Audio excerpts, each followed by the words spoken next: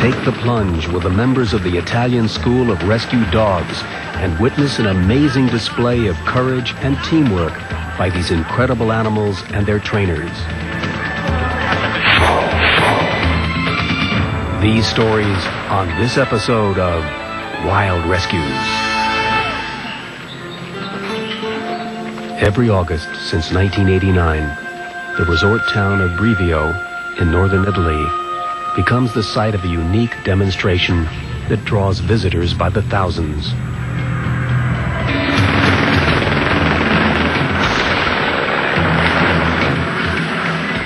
For 2 days, the trainers and dogs of the Italian School of Rescue Dogs put on a display of water rescue exercises that showcase their skill and dedication to saving lives.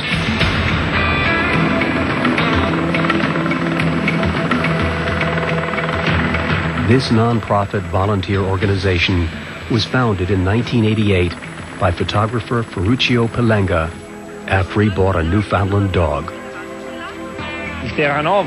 Throughout history, the Newfoundland has always been a rescue dog. They have really strong legs, webbed paws, and double thick coats which make them ideal for rescues, especially in cold water.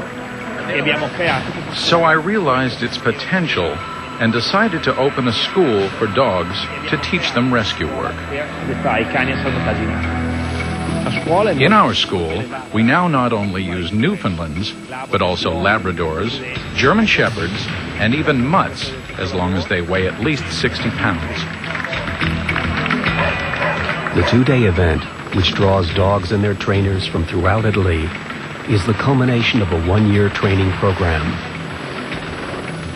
Although the volunteers come from all walks of life, whether they are lawyers, carpenters, or secretaries, they all share one thing in common: a love of dogs and a desire to help save lives.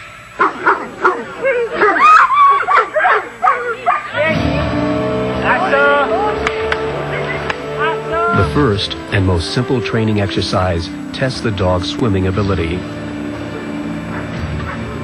Each dog is taken 50 yards offshore and released into the water. Before a dog can become a rescuer, it must first demonstrate an ability to swim 200 to 300 yards minimum.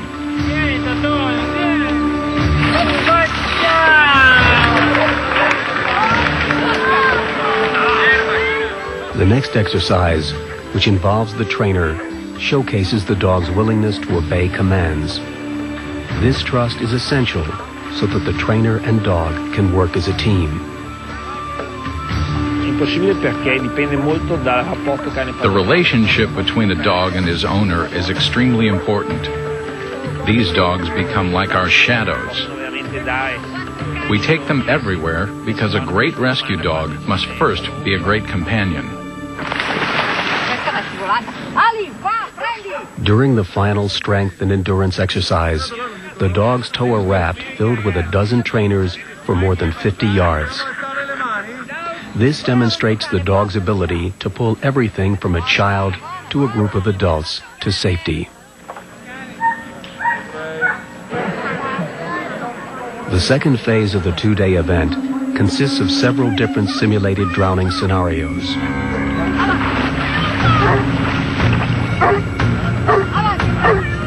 In the first exercise, the dog carries a flotation ring to a distressed swimmer. Once the swimmer takes hold of the ring, the dog pulls her back to shore.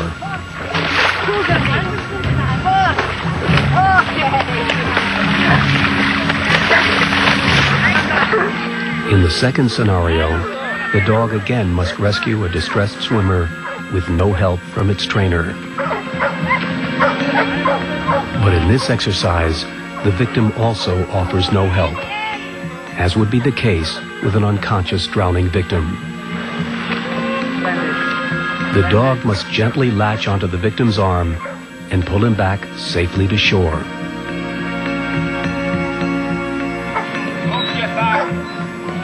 These exercises help determine the animal's ability to conduct a rescue on its own.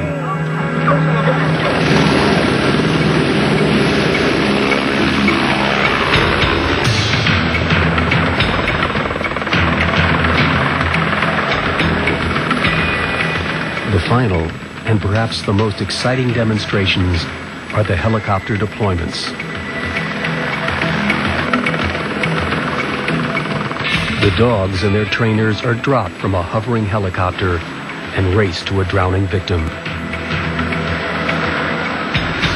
These rescue deployments are used during large offshore disasters with many victims, like plane crashes or sinking ships.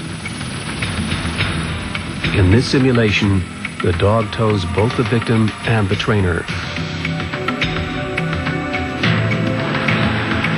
In a real-life emergency, this would allow the trainer to perform mouth-to-mouth resuscitation while still in the water.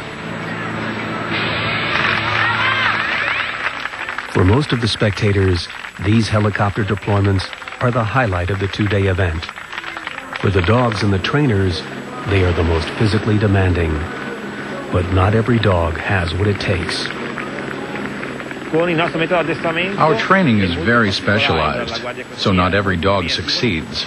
But I would say about 60 to 70% do, and are able to become water rescue dogs.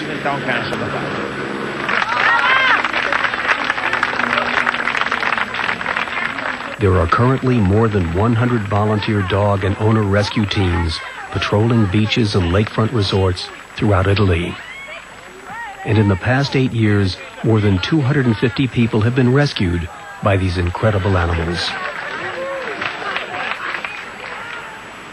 Among those who know firsthand the true valor of these wild rescuers are Donato Castorini and his son, Marco.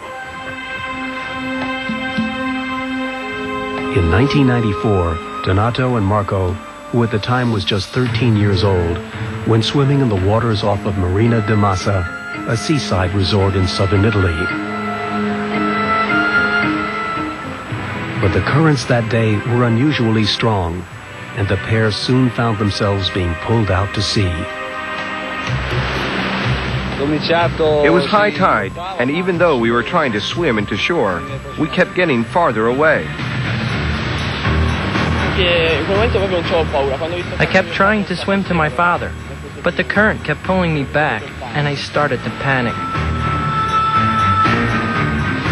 Fortunately, that afternoon, Italian rescue dog school graduates Angelo Goldoni and his 4-year-old Newfoundland, Max, were patrolling the beach.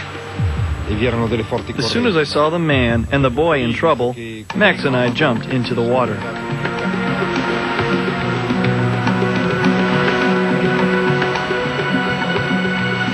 Angelo and Max first reached Marco, who held on for dear life. I grabbed onto the dog's harness. I was still panicked, but I could see the dog was calm, so I became calmer too.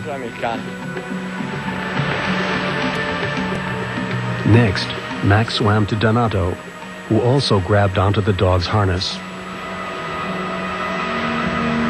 Then the Newfoundland headed back to shore, muscling his way through the strong current, pulling the now exhausted Marco and Donato to safety.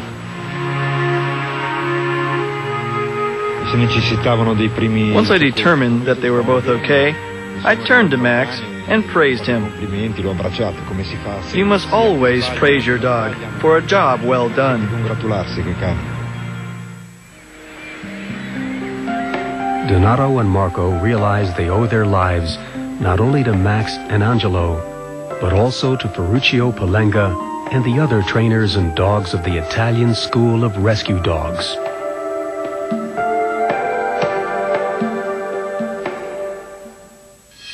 When Wild Rescues returns,